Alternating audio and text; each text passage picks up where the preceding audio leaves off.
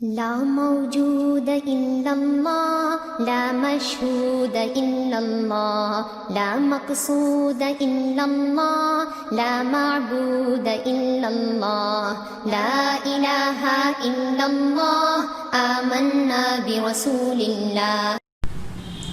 السلام علیکم ورحمۃ اللہ وبرکاتہ. الحمد للہ وکفى والصلاة والسلام على سید الرسل وخاتم الانبیاء لا نبی بعدہ ولا رسول بعدہ ولا معصوم بعدہ. اللہم صلی علی سیدنا محمد وعلى آل سيدنا محمد كما صليت على سيدنا إبراهيم وعلى آل سيدنا إبراهيم إنك حميد مجيد. اللهم بارك على سيدنا محمد وعلى آل سيدنا محمد كما باركت على سيدنا إبراهيم وعلى آل سيدنا إبراهيم إنك حميد مجيد. آن لائن قربانی کورس سن 1441 ہجری جولائی 2020. اللہ رب العزت آپ کا سننا جمع ہونا قبول فرمائے. آج سبق نمبر 8 ہے اور آج کی فرصت میں چرم ہائے قربانی کے چمڑے، قربانی کے جانور کی رسی، خون، جانور کے گلے میں بیلٹ وغیرہ، ان کے احکام کا تذکرہ کیا جائے گا. یاد رکھیں کہ چرم قربانی، جھول، رسی، بیلٹ وغیرہ یہ سب چیزیں قربانی کے گوشت کے حکم میں ہیں. جو احکام قربانی کے گوشت کے ہیں وہ احکام قربانی کے ان اشیاء کے ہیں. یہ ایک مختصر سا ضابطہ ہے. اس ضابطے کو اگر یاد رکھیں گے تو تفصیلی مسائل خود بخود سمجھ آ جائیں گے اور ذہن میں رہیں گے بھی سے. اگر یہ ضابطہ یاد نہ رہا تو کچھ مسائل یاد رہیں گے، کچھ بھول جائیں گے. چنانچہ آنے والی جو تفصیل ہے وہ ساری اسی ضابطے کی روشنی میں ہے کہ جو حکم قربانی کے جانور کا ہے وہی اس کے قربانی کے جانور کے گوشت کا وہی حکم ان اشیاء کا ہے. چنانچہ تفصیل عرض کرتے ہیں کہ قربانی کے جانور کی جو کھال ہے وہ اپنے استعمال میں بھی لا سکتے ہیں. اس کا مصلی بنا لیں، دسترخوان بنا لیں، ڈول بنا لیں، جوتا بنا لیں، کوئی بیگ بنا لیں، جیکٹ بنا لیں، کوئی بھی چیز بنا لیں. لیدر کی جو مصنوعات ہیں آپ اپنی ذاتی استعمال کے لیے، اپنے گھر میں کسی فرد کے استعمال کے لیے آپ بنا سکتے ہیں. اسی طرح آپ کسی کو ہدیہ بھی دے سکتے ہیں، وہ بھی اپنی ضرورت کی چیزیں اس سے بنا سکتا ہے. لیکن یاد رکھیں کہ جو آپ کی اپنی قربانی کی کھال ہے اس کی کوئی مصنوعات آپ نے بنائی ہیں تو اس کو آگے فروخت نہیں کر سکتے، نہ کرائے پر دے سکتے ہیں. اگر فروخت کر دیا یا کرائے پر دے دی تو وہ رقم صدقہ کرنی ہوگی. البتہ کسی اور نے آپ کو بلا معاوضہ ہدیہ کر دی ہے اس کی کھال یا رسی یا جو بھی چیز، تو اس کو آپ پھر آگے بیچ سکتے ہیں اور وہ رقم بھی استعمال کر سکتے ہیں. اور ایک مسئلہ یہ سمجھیں کہ یہ جو قربانی کی کھال کا ہدیہ ہے، اس کی رسی، جھول وغیرہ کا ہدیہ، یہ ہر کسی کو دے سکتے ہیں. امیر کو، غریب کو، سید کو، والدین کو، اولاد کو، مسجد کے امام کو دے سکتے ہیں بشرطے کہ تنخواہ کے عوض میں نہ ہو. اور ایک مسئلہ یہ سمجھیں کہ جس کو ہدیہ کر دیا گیا ہے وہ اس کا مالک بن گیا، اب اس کا اختیار وسیع ہو جاتا ہے، وہ چاہے تو بعین ہی اسی چیز کو استعمال کرے، چاہے تو آگے کسی کو ہدیہ کر دے، چاہے تو بیچ کر اس کی رقم استعمال کرے، اس کو یہ سب اختیار ہے۔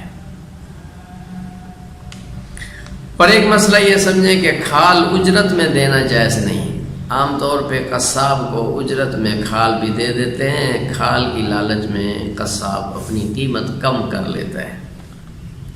یہ جائز نہیں ہے۔ اور ایک مسئلہ یہ سمجھیں کہ اگر کھال فروخت کر دی ہے تو اب اس کی قیمت صدقات واجبہ میں شمار ہوتی ہے، اس کی قیمت نہ خود استعمال کر سکتے ہیں، نہ امیر کو نہ سید کو دے سکتے ہیں، وہ صرف غرباء میں صدقہ کرنا واجب ہے یا پھر کسی دینی ادارے میں دے دیں۔ اور ایک مسئلہ یہ سمجھیں کہ جو مشترکہ جانور ہے، جس طرح گوشت میں 7 بندے یا 6 یا جتنے شریک ہیں گوشت میں شریک ہوتے ہیں، اتنے ہی حصے کھال کے بھی بنیں گے، لیکن کھال کی تقسیم کھال کو کاٹ کر نہیں کرنی، اس کو بیچ کر قیمتاً تقسیم کرنی۔ البتہ اگر کھال کو پکا کر کھانے کا پروگرام ہو تو پھر کاٹ کر بھی تقسیم کر سکتے ہیں، کیونکہ کھال کا کھانا جائز ہے، یہ پہلے مسئلہ گزر چکا ہے۔ اور ایک مسئلہ یہ سمجھیں کہ چرم قربانی کی قیمت مسجد، ہسپتال، ٹرسٹ وغیرہ کی تعمیرات کے لیے دینا جائز نہیں ہے، تعمیرات میں یہ استعمال نہیں ہو سکتی۔ اور اس کی جواز کی صورت یہ ہے،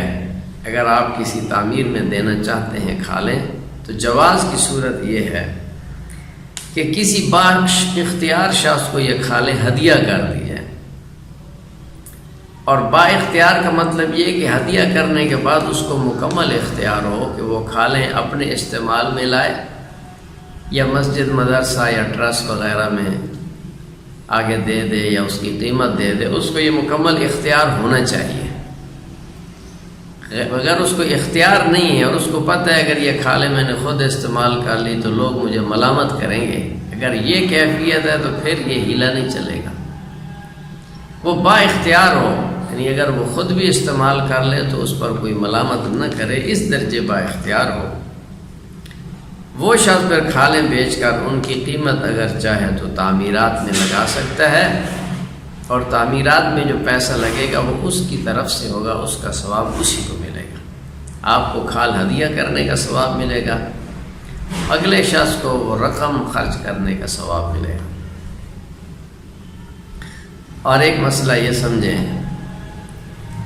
کہ چرم قربانی کی قیمت کا جو حکم ہے وہ زکوٰۃ جیسا ہے، جس طرح زکوٰۃ میں تملیغ شرط ہے، جس کو آپ نے زکوٰۃ دینی ہے اس کا غیر نصاب صاحب نصاب ہونا شرط ہے، چرم قربانی کی قیمت بھی جس کو دیں گے اس کی ملک ہو جائے اور وہ شخص نصاب کا مالک بھی نہ ہو۔ اور تعمیرات میں چونکہ تملیغ کی صورت نہیں ہوتی اس لیے یہ جائز نہیں ہے۔ اور یہ سمجھیں کہ چرم قربانی مختلف تنظیموں، ٹرسٹوں، ہسپتالوں کو دینا جائز نہیں ہے، البتہ وہ ادارے تنظیمیں جو علماء کرام کی سرپرستی اور نگرانی میں کام کر رہی ہیں ان کو دینا جائز ہے، اور باقی جو ہسپتالیں، ٹرسٹ، تنظیمیں ان کو دینا کیوں جائز نہیں ہے؟ اس کی وجہ یہ ہے کہ جو لوگ ان کو کھالیں دیتے ہیں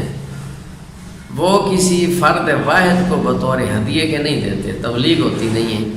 وہ اس ادارے کو دیتے ہیں، اور ادارے کے استعمال کی صورت یہی ہے کہ وہ کھالوں کو بیچیں گے، آپ کی طرف سے وکیل بن کر آپ کی کھالوں کو بیچے، وہ رقم استعمال کریں، کرتے بھی ایسے ہی ہیں۔ تو ان اداروں کو چلانے والے چونکہ علماء نہیں ہوتے تو وہ اس کے صحیح مصارف کو نہ جانتے ہیں نہ ہی اس کا لحاظ کرتے ہیں، قطعاً نہیں لحاظ کرتے ہیں۔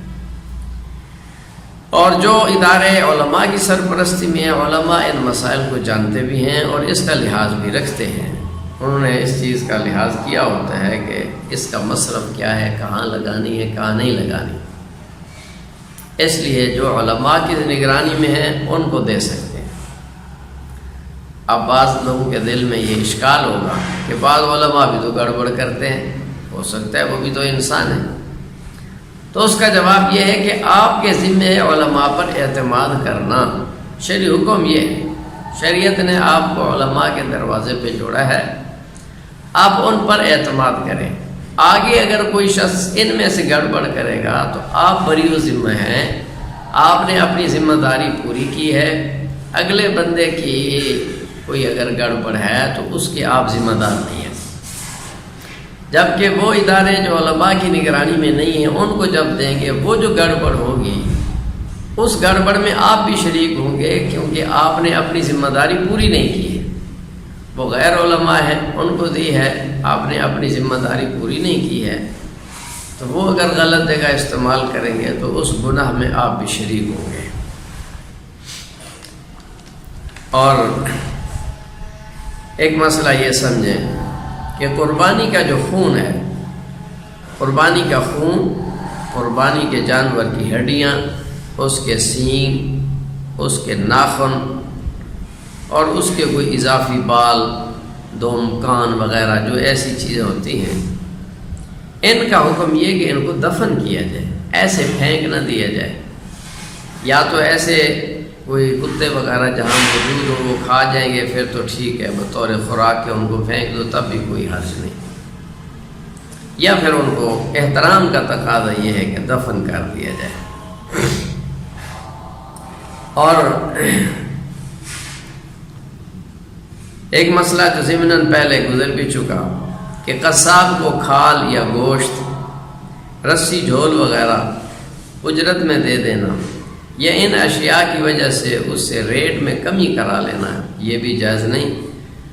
اگر صراحتاً کمی نہیں کرائی ہے لیکن وہ اس وجہ سے ریٹ کم کر رہا ہے کہ انہوں نے مجھے گوشت بھی دینا ہے، کھال بھی دینی ہے، چاہے طے نہ بھی ہوا ہو، تب بھی جائز نہیں ہے، یہ اجرت بن جاتی ہے۔ اور ایک مسئلہ یہ سمجھیں کہ ذبح کے بعد کھال کے اوپر جو لگی ہوئی اون ہے وہ بھی کھال کے حکم میں ہے، یعنی خود بھی استعمال کر سکتے ہیں وہ اون، اس کی رسی وغیرہ بنا سکتے ہیں، کوئی کپڑا بنا سکتے ہیں، کسی کو ہدیہ کر سکتے ہیں، لیکن اگر وہ اون بیچ دی گئی ہے پھر اس کی قیمت صدقہ کرنا واجب ہے۔ آج کی نشست میں یہ چند ضروری مسائل کھال کے متعلق عرض کیے ہیں، اللہ پاک عمل کی توفیق عطا فرمائے۔ لا موجود الا اللہ، لا مشہود الا اللہ، لا مقصود الا اللہ، لا معبود الا اللہ، لا الہ الا اللہ، آمنا برسول اللہ۔